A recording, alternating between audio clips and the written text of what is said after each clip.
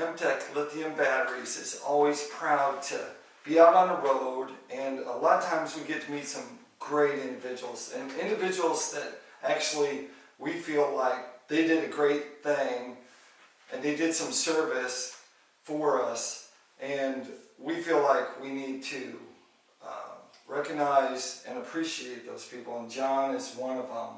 And John was in the service. He was in the Navy back in the day. We're not going to say how long ago, but you were in the service, and so we actually just wanted to talk to you about what you did in the service, and I know you have a couple great stories, and of course we want to hear those, and then we're going to talk more. We're going to talk about fishing, because we all love to fish, but and we're also going to talk about your boat, because your boat got a little upgrade, right. And so good we want upgrade. to we want to find out about that upgrade, and actually your history, probably the whole history of you growing up and you coming who you are now, all came through the service, and you have so much knowledge from electrician to being in the water, around the water, and I think a lot of people see people that have all this knowledge. They want to see what they're using in their boat, so we're going to use you as a pro to kind of tell them. So that's great. So tell us, where did it start?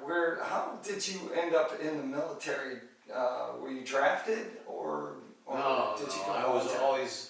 always interested in the military or the Navy.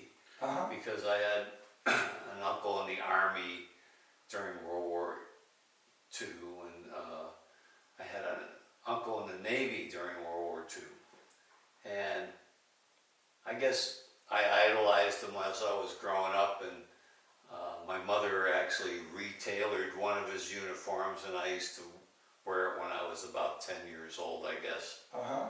And when I graduated from high school, I had friends that were older, and they came back from the Marines or the Navy and told me stories, Right. which were interesting. Some a little bit off color, but still interesting. And I made it my goal to join the Navy and make it a career. I didn't know I was going to do 30 years, but Wow. I figured 20 would have been enough. Right. But circumstances as they were, I made it to 30 years, and I'm glad I did. Yeah. So you enlisted right out of high school then? Right out of high school on a delayed entry program. Uh-huh. I graduated and went 3 months later into the Navy, into boot camp. Wow. If you'd known that, you would have gone fishing a lot more in those 3 months. I did a lot of fishing with my dad prior to joining the Navy, but right. mostly on Lake Erie and fishing for fish that we ate at dinner. Right. Walleye and perch. Wow. I never caught a bass. I caught one smallmouth bass by accident one time, and that was the only bass I ever saw until much later in life. Wow. And so from there, you joined, and what was your first position? What was your title? Well, in the Navy, you really have no title when you first join the Navy. Oh. I was just a worker. Right. I worked as an electrician, repairing equipment, tools, and standing watch on the generators that made the electricity for the ship. Right. And then you moved on. You went to something else. I moved on, and I went to Vietnam, and I was on a minesweeper. And I met a Navy diver while I was in Vietnam, and decided that was a good career change. So I applied for diving school and got it, and had a hard time of it because I didn't know how to swim. Oh my gosh, that's crazy. They sort of made that a prerequisite, or I had to qualify to swim, Right. learn to swim, before they allowed me to graduate, which which I did. Right. I've never been a good swimmer. I'm not really, I never liked to swim, but I had to learn just to become a diver. Right. So do you have to go to dive school or I how went did to that dive work? school in San Diego. It was about 3 months long, learning the different apparatuses and techniques and safety Right. and physical training, lots of physical training. Yeah, what I love is he has a picture right here of him. How many years ago? This Well, one. let's do the math, or maybe not. I was 28 years old in that picture. Right, 28 years old, and you are in your dive gear, right? I was. Yep. Yeah. So back then, dive gear kind of looked like the aquarium diver, right? Where they had the helmet. Absolutely, and, yeah. And so that's pretty rudimentary. Right, it wasn't until 1983 when they phased that out and brought in another diving apparatus, which is depicted in that picture over there. Oh wow! Yeah. Well, back to you really upgraded. Well, what they did is they redesigned the suit and the helmet so it didn't weigh very much. I see. That particular outfit weighs 190 pounds. Wow, that's a whole person. That's a whole person. Or a set of batteries. or a set of batteries. And you had to walk around with that. Oh wow, that's heavy. You were in pretty good shape back then. I think you're in still pretty good shape because we saw you fishing today. So I think my health and my physical abilities are very much tied to my diving experience. Because part of being a diver was staying physically fit. It was part of our routine. Right. The first hour to 2 hours of our day was physical training. Wow.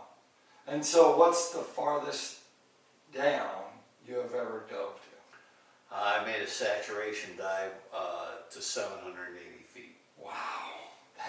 That's a long ways. It is. Long ways. What do you do like for 780 feet?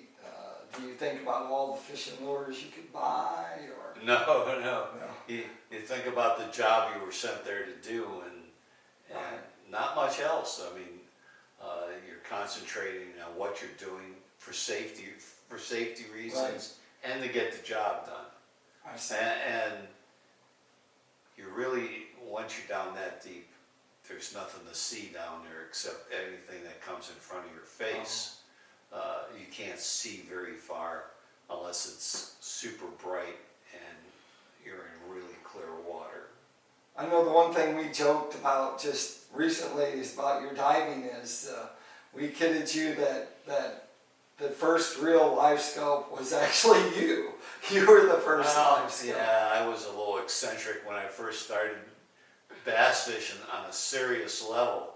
Right. I didn't know what I was doing, but I used to carry a face mask, and sometimes I just stick my head in the water, and other times I would actually jump in the water to see what I was looking at. Right. My first electronics on a boat was a paper graft, and I don't think I really ever understood it. So whenever I thought there was a fish on the paper graft, I would sometimes stick my head in the water or get in the water and look. That's awesome. That's so cool that you wanted to see what was underneath there, knowing that was going to help you catch fish. Right. Well, one of the big advantages, I was fishing clear lakes in California, and unlike Florida, there's no alligators. Right. that sure helps being safe, right, in the water. And it boosts your confidence of being in the water anyway. So recently I know that Mark and Dean with MTech Lithium have been working with you for some batteries for your boats. And Correct. so, Yes. they feel very strongly about veterans, and they feel like that you all served and you should get something back for that service. But they they not only know that, but they're the same way in customer service. Like there's no one going to beat them in customer service. If your batteries go bad, they're going to help you out. They're going to solve the problem. And so you, talking with Mark and Mark being down, decided to come up with some batteries for your boat. Is that right?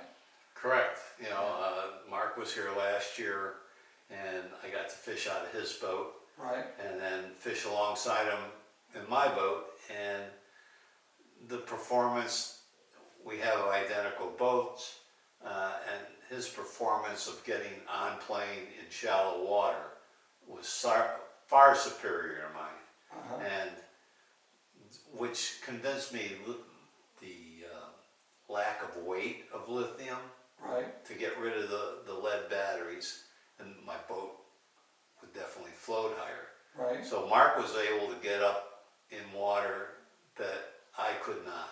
And it prompted me to investigate the lithium batteries, and then Mark helped out with a good price break. There you go. And so today we were even out fishing, and so I'm going to grab your rods here. So we were out fishing today, and what's the story behind today? First, tell us what you're using, because we always like to know what people are fishing with. Well, today it was super windy out. I mean, predicted 13 to 17. It was more like 18 to 25, and sometimes 35. So we were doing just the best we could casting wise. Right. So I was fishing a Senko mostly and a speed worm. Right. And casting with the wind mostly, because it just was dropping the bait right out of the sky there. But we had some good bites. Part of the day I fished with Mark in his boat, and he had no problem with the trolling motor batteries and the power of moving around in the grass, and we were fishing in a lot of grass. The rest of the day, or the second half of the day, I fished in someone else's boat that had lead acid batteries, and 2.5 hours of fishing with them, and their batteries were almost dead. We could hardly get through the grass. So I see the advantage of the lithium batteries is that the wind's blowing, you're using the trolling motor around 80, 90, and 100%. Lead acid batteries, you're going to deplete them pretty quickly. The lithium just keeps on going. Yeah, so they kept going. How about, what did you see on the electronics? Because Mark's boat has a lithium cranking battery, and what did you see on his boat that was that's pretty amazing, the electronics wise? Well, Mark has five. Is that too many? First, I should ask you, do you think that's too many? Because being a diver, you had 2 eyes. So, I mean, you did have 2 units. But 5 units. 5 units. I think 5 units is a little much to manage. For me, my boat only has 3 units on it, and I have a hard time managing those. But he had 5 units, and he had all 5 units turned on. And never once did they flicker. And when he went to start the large motor, the outboard, it fired right up. And the graphs did not flicker. Like in my boat with the lead acid batteries, every time I cranked the big engine, I would get a flicker on the screen. Flicker, the units would turn off? Or sometimes they just turned off, And you're an electrician. Some of your history goes back to being an electrician. So you're kind of mad, probably mad about not having enough power. It's like I either had to put another lead acid battery in mine just for electronics, or move to lithium, which I did. And the install in your boat, we know you did have some help with that, but how does it look in your boat as far as the battery arrangement? Did you have to do anything special, or you just lithium batteries, we'll put them in the same? I took out the lead acid, or I didn't take them out. I had help. the batteries were removed and the new batteries put in, and unless you just know the difference, that they're a different color, Right? and that's the only difference. They fit the same, they're configured the same as far as how they sit in the boat. Right. And they are lightweight, aren't they? I'd say the lead acid batteries weigh about 67 to 68 pounds, Uh-huh. and these batteries weigh 30 or less, Right. 30 pounds or less. 30, yep, right around in there, 34, I think is what they weigh. 'Cause It you got depends the- on each, one battery weighs, I think one battery weighs 30. Oh, that's right, you got the new ones. I got the new Yeah. ones, so Yeah, so they even weigh less yet. yeah, so I think they weigh about 30 or 31 Right. pounds, and the cranking battery I think weighs 32. Right, wow, that is a lot lighter. Definitely, it's like throwing a person overboard, as the other commercial says. Right, exactly. So, if there is a word of wisdom that you could tell people for going out fishing and giving them your tip, what would that one tip be for fishing? What's the one thing you would tell people to do that help them catch more fish? Time on the water, and the only way you can get more time on the water is have lithium batteries.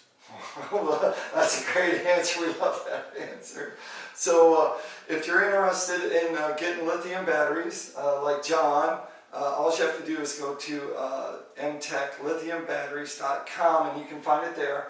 If you are in the service or you've been in the service in the past, if you'd please give us a call, and call Dean or Mark, or you can call myself, and we'll be more than happy to set you up and get you that discount so you can get these batteries, because we want you to experience and get the most out of your fishing day, and that's what John just talked about, is getting the most out of your fishing day. And you don't want your day to be ruined when you pull up to the boat ramp and your outboard engine doesn't start because your outboard doesn't have any cold cranking amps to shoot it and get it going and fire it over. And we don't want you to get out there in your choke motor not to have enough power to be able to move around. So we appreciate you, and we appreciate you, your service, John. And Thank you. And you're just like, you're one of the million examples of people that you're into this age where now you can spend more time fishing and less time having to dive, I guess. You don't have to get your dive stuff. You got great new electronics, so. Yeah, well, no work, more fish. There you go. Great. Thank you so much. You're welcome. Appreciate Thank you. you.